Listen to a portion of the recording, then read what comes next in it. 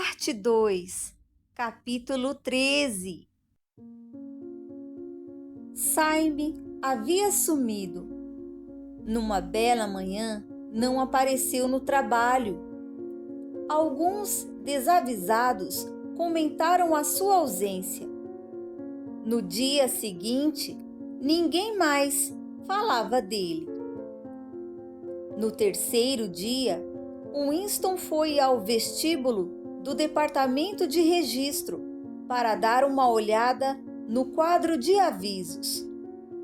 Um dos avisos era uma lista impressa de membros do comitê de xadrez, do qual Saime fizera parte. Tinha quase exatamente o mesmo aspecto de antes. Nada nele fora riscado ou rasurado, mas faltava um nome. Era o que bastava. Saime deixara de existir. Aliás, nunca existira. Fazia um calor infernal. No labiríntico mistério, as salas sem janelas com ar-condicionado tinham uma temperatura normal, mas nas ruas e calçadas assavam os pés dos transeuntes. E era um verdadeiro horror o mau cheiro do metrô no horário de pico. Os preparativos para a Semana do Ódio seguiam a pleno vapor, e os funcionários de todos os ministérios faziam hora extra. Desfiles, comícios, paradas militares, conferências, exposições de bonecos de cera, exibições de filmes, programas de teletela. Era preciso deixar tudo bem organizado. Era preciso montar estandes, ilustrar imagens, criar lemas, compor músicas, fazer circular certos boatos, forjar fotografias. Os colegas de trabalho de Júlia, no departamento de ficção, tinham suspendido a produção de romances e estavam redigindo uma série de panfletos sobre atrocidades. Além do seu serviço regular, Winston passava longas horas, todo santo dia, examinando exemplares antigos do Times, alterando e embelezando trechos de notícias que seriam posteriormente citadas nos discursos. Tarde da noite, quando bandos de proletas desorientados perambulavam pelas ruas, a cidade tinha um ar curiosamente febril. As bombas-foguetes estouravam com maior frequência e, às vezes, à distância, bem ao longe. Ouviam-se explosões fortíssimas que ninguém sabia explicar, sobre as quais corriam boatos bem cabeludos. A nova melodia, que seria a canção tema da Semana do Ódio, ela era chamada de Canção do Ódio, já estava composta e era tocada incessantemente pelas teletelas. Tinha um ritmo selvagem, uma espécie de latido que não podia ser classificado exatamente como música e se assemelhava à batida de um tambor. Quando entoada por centenas de vozes, ao som de passos em marcha, era especialmente aterrorizante. Ela já havia caído no gosto dos proletas e na madrugada das ruas competia com Foi Somente uma Fantasia Sem Esperança. Os filhos dos Parsons tocavam a Canção do Ódio a qualquer hora do dia ou da noite, usando um pente e um rolo de papel higiênico, algo que agredia os ouvidos. As noites de Winston estavam mais ocupadas do que nunca. Grupos de voluntários organizados por Parsons preparavam a rua para as celebrações da Semana do Ódio. Costuravam faixas, pintavam cartazes, erguiam mastros nos telhados e estendiam arames de um lado ao outro da rua, para depois pendurarem bandeirolas. Parsons gabava-se de que só o Mansões Vitória, sozinho, exibiria 400 metros de bandeiras. Ele estava no seu elemento natural, feliz como pinto no lixo.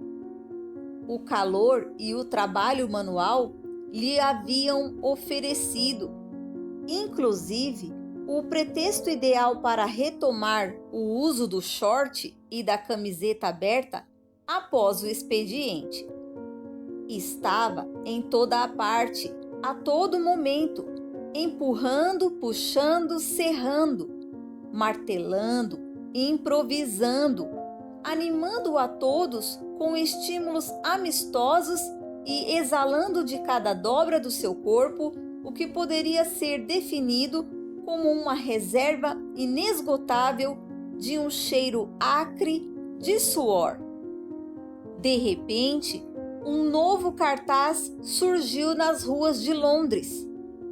Não tinha legenda alguma e representava simplesmente a monstruosa figura de um soldado eurasiano, de uns 3 a 4 metros de altura, avançando com botas enormes, uma cara mongol sem nenhuma expressão e apontando uma metralhadora que apoiava no quadril. Onde quer que você se posicionasse em relação à ilustração, o cano da metralhadora, ampliado pela perspectiva, parecia estar sempre apontado para a sua direção. O cartaz foi colocado em todos os espaços disponíveis, tornando-se até mesmo mais numeroso do que os retratos do grande irmão. Os proletas, normalmente apáticos em relação à guerra, estavam sendo incitados a entrar em um dos seus surtos periódicos de patriotismo, como que para se harmonizar com o cenário geral. Ultimamente, as bombas-foguetes vinham matando mais do que o usual. Uma delas atingiu um cinema lotado em Stepney, sepultando várias centenas de vítimas sob os escombros. Toda a população das vizinhanças se reuniu para um cortejo fúnebre interminável, que levou várias horas e que na realidade estava mais para um ato de indignação. Outra bomba caiu sobre um terreno baldio que era usado como parque infantil e dizimou dezenas de criancinhas. Houve outras demonstrações de ira. A imagem de Goldenstein foi queimada. Centenas de cópias do cartaz do soldado eurasiano foram arrancadas e jogadas nas fogueiras, e muitas lojas saqueadas ao longo de todo o tumulto. Em seguida, correu o boato de que os espiões estavam dirigindo as bombas-foguetes por controle remoto, e um casal de idosos suspeitos de terem origem estrangeira tiveram a sua casa incendiada e acabaram morrendo sufocados. No quarto, em cima da loja do Sr. Sherrington, ao menos sempre que conseguiam chegar lá, Julia e Winston ficavam deitados lado a lado, na cama, sem lençóis, sob a janela aberta, nus por conta do calor. O rato não voltara mais. No entanto, os percevejos haviam se multiplicado exponencialmente. Mas aquilo não parecia fazer a menor diferença para eles. Sujo ou limpo, aquele quarto era o seu paraíso. Assim que o adentravam, polvilhavam tudo com pó de pimenta, comprado no mercado negro. Arrancavam as roupas e faziam amor com os corpos suados. Depois adormeciam e despertavam para constatar que os percevejos tinham se reagrupado e preparavam um novo contra-ataque. Durante o mês de junho, eles chegaram a se encontrar 4, 5, 6, 7 vezes. Winston abandonara o seu hábito de bebericar gin a todo momento. Parecia até não precisar mais dele. Engordara um pouco e a úlcera varicosa tinha melhorado, deixando tão somente uma mancha marrom na pele acima do tornozelo. Até mesmo as suas costumeiras crises matinais de tosse haviam cessado. O processo da vida agora deixara de ser algo intolerável e não sentia mais ímpetos de fazer caretas para as teletelas, nem de gritar insultos a plenos pulmões. Agora que eles tinham um esconderijo seguro, praticamente um lar, já não lhes parecia algo tão ruim o fato de só poderem se ver de vez em quando e somente por algumas horas de cada vez. Tudo o que importava era que aquele quarto em cima do antiquário existia. Saber que ele estava lá, inviolado, era quase o mesmo que estar nele. O quarto era um mundo, uma redoma do passado, onde sobreviviam animais extintos. O próprio Sr. Sherrington refletia: Winston era mais um animal extinto. Geralmente, guardava uns minutinhos para poder conversar com ele antes de subir. O velho parecia sair bem raramente de casa, se é que saía de fato. Tampouco parecia ter algum tipo de clientela. Levava uma vida fantasmagórica entre a lojinha escura e uma cozinha ainda menor, onde preparava as suas refeições. Nela havia, entre outras quinquilharias, um gramafone incrivelmente antigo, com uma trompa imensa. Ele parecia somente em poder conversar com alguém. Circulando entre as mercadorias, sem valor, com o seu nariz comprido, ou seus óculos grossos e os seus ombros murchos, envergando o paletó de veludo, ele sempre parecia mais com um colecionador do que com um comerciante.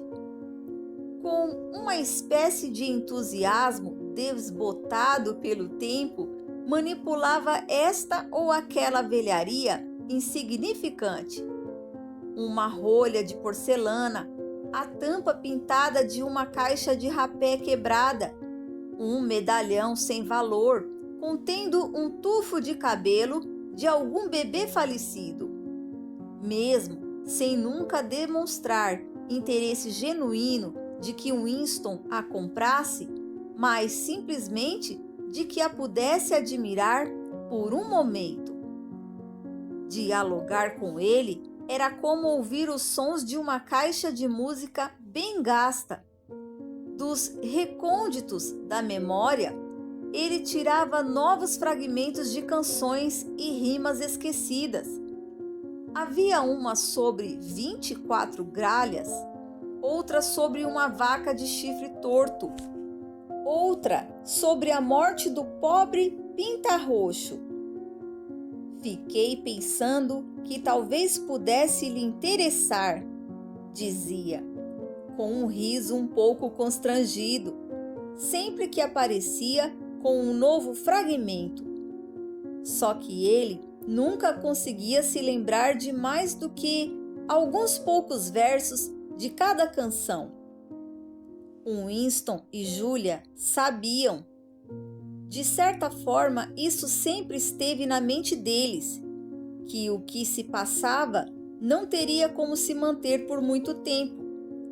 Em certas ocasiões, a morte iminente lhes parecia algo tão palpável quanto a cama em que estavam deitados, e daí eles se agarravam como uma espécie de sensualidade desesperada, como uma alma condenada se agarra ao último tantinho de prazer quando faltam apenas alguns minutos para a hora da sua partida deste mundo.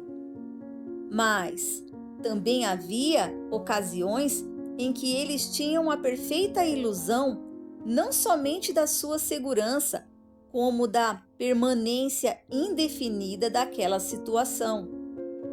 A impressão deles era de que, enquanto estivessem dentro daquelas 4 paredes, nenhum mal poderia cair sobre eles. Chegar até lá era perigoso e difícil, mas o quarto era mesmo um santuário.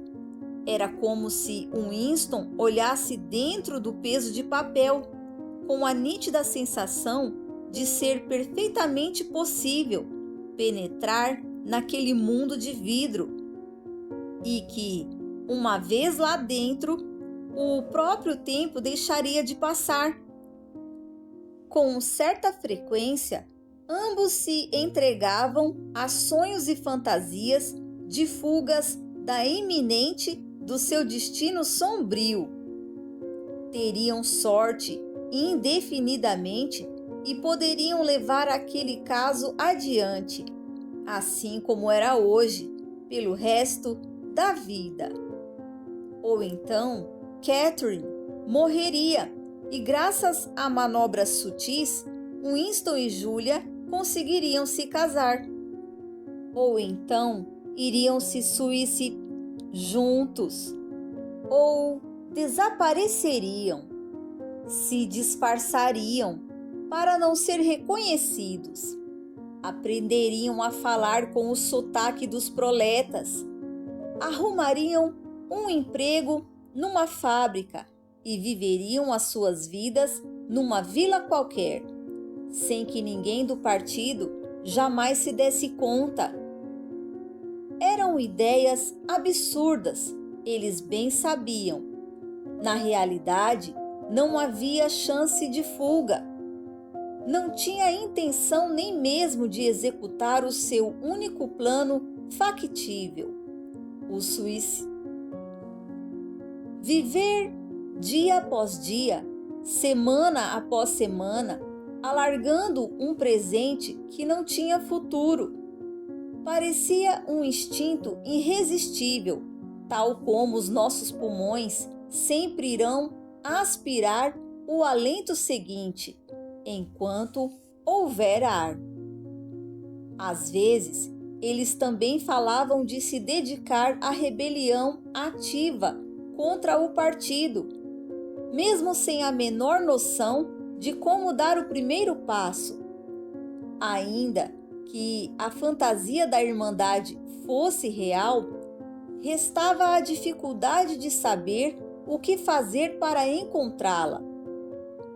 Em dado momento, Winston contou a Julia sobre a estranha intimidade que existia, ou parecia existir, entre ele e O'Brien, e o impulso de, por vezes, sentia de simplesmente se apresentar a O'Brien, dizer que era um inimigo do partido e pedir-lhe ajuda. O curioso era que isso não parecia a Júlia nada de absurdamente audacioso ou imbecil. Afinal, ela mesma estava acostumada a julgar as pessoas pela fisionomia e, portanto, lhe parecia algo natural que Winston acreditasse e confiasse em O'Brien, somente por conta de uma troca de olhares.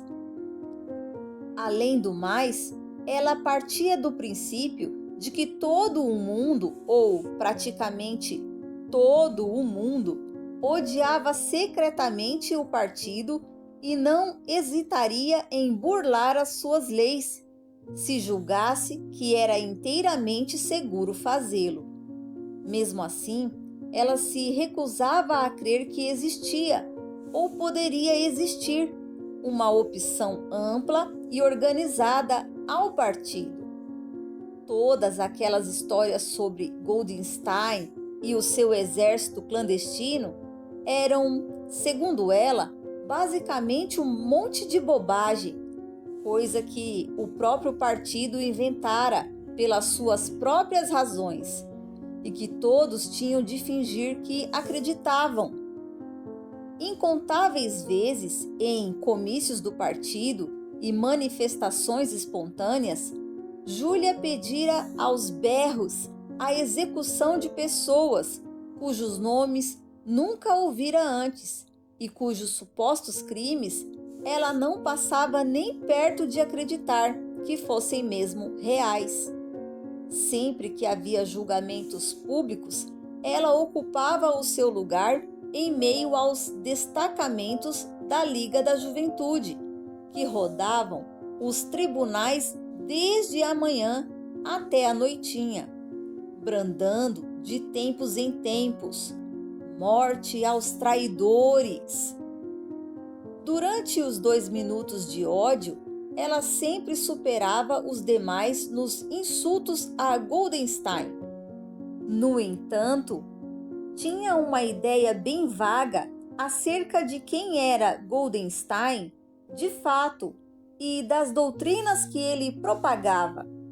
Afinal, Júlia crescera depois da Revolução e era jovem demais para se lembrar das batalhas ideológicas dos anos 1950 e 1960, algo como um movimento político independente. Era para ela inimaginável, e fosse como fosse, o partido era invencível. Sempre existiria, sempre seria o mesmo. A única forma de rebelar-se contra ele era através da desobediência secreta ou, na melhor das hipóteses, praticando atos isolados de violência, como assassinatos e atentados à bomba. De certo modo, Júlia era bem mais alerta do que Winston e muito menos suscetível à propaganda do partido. Uma vez, quando ele mencionou a guerra contra a Eurásia no meio de uma conversa qualquer, ela o surpreendeu a afirmar com toda a naturalidade que, na sua opinião, aquela guerra nem sequer estaria acontecendo. As bombas-foguetes que eram despejadas diariamente sobre Londres deviam estar sendo disparadas pelo próprio governo da Oceania, só para aterrorizar o povo. Aquela era uma ideia que jamais passara pela mente de Winston. Ela também provocou nele uma espécie de inveja, ao dizer que durante os 2 minutos de ódio, a sua maior dificuldade era controlar as risadas. Porém, colocava em dúvida os ensinamentos do partido, apenas quando eles interferiam, de alguma forma, na sua própria vida. No mais, estava disposta a aceitar a mitologia oficial, simplesmente porque a diferença entre a verdade e a mentira não lhe parecia tão importante. Júlia acreditava, para dar um exemplo que lhe fora ensinado na escola, que o partido inventara o avião. Nos próprios tempos de escola, no final dos anos 1950, Winston recordava que o partido havia reivindicado somente a invenção do helicóptero 10 anos depois, na época em que Júlia estava na escola. Já reivindicavam igualmente a invenção do avião. Mais uma geração e estariam ensinando nas salas de aula que também inventaram a máquina a vapor. E quando ele disse a Júlia que os aviões já existiam muitos anos antes do seu nascimento, portanto, bem antes da Revolução, ela acabou achando o fato altamente desinteressante. Afinal, que importava saber quem inventara o avião? Para Winston, foi um choque até maior descobrir, por meio de um comentário passageiro, que ela não se lembrava de que 4 anos atrás a Oceania estivera em guerra com a Lestásia e em paz com a Eurásia. Era bem verdade que Júlia considerava toda aquela história de guerra uma grande farsa, mas, pelo visto, nem ao menos chegou a se dar conta de que o nome do inimigo tinha mudado. Pensei sempre que havíamos estado em guerra com a Eurásia, explicou, sem maiores inquietações. Ele se assustou um pouco com aquilo. Quanto à invenção do avião, ela se dera de fato muito antes do nascimento de Júlia, mas a troca de inimigos na guerra ocorrera somente havia 4 anos, um bom tempo depois de ela já ter se tornado adulta. Os dois discutiram tal questão por, quem sabe, uns 15 minutos. No fim, Winston conseguiu obrigar a memória dela a recuar até que pudesse relembrar vagamente de que houvera um tempo em que o inimigo era a Lestásia e não a Eurásia. Todavia, ela continuava achando aquela questão altamente desinteressante. E daí? Indagou sem paciência. É sempre uma merda de guerra após a outra. E a gente sabe que tudo que passa no noticiário é mentira. Às vezes, ele lhe falava do departamento de registro e das falsificações descaradas que executava em seu trabalho. Mas essas coisas não pareciam horrorizá-la. Júlia não sentia como se um abismo estivesse se abrindo aos pés, ao pensar nas mentiras que se transformavam em verdades. Winston também lhe contou a história de Jones, Harrison e Rutherford, e de aquele pedacinho de papel que um dia veio parar nas suas mãos. Porém, não foi nada que a deixasse abalada. De início, na verdade, ela nem entendeu muito bem do que ele estava falando. Eles eram seus amigos, querido? Não, nunca os encontrei pessoalmente. Eram membros do partido interno. Além disso, eram bem mais velhos do que eu. Eram dos velhos tempos de antes da Revolução. Eu só os conhecia de vista mesmo. Então, por que diabos essa preocupação toda? As pessoas não são mortas a todo tempo? Ele tentou fazê-la entender. Mas aquele foi um caso excepcional. Não se tratou somente de um assassinato. Você percebe que o passado, a partir de ontem, foi abolido? Se sobrevive em algum lugar, é em um ou outro objeto sólido, sem palavras gravadas, como aquele pedaço de vidro ali.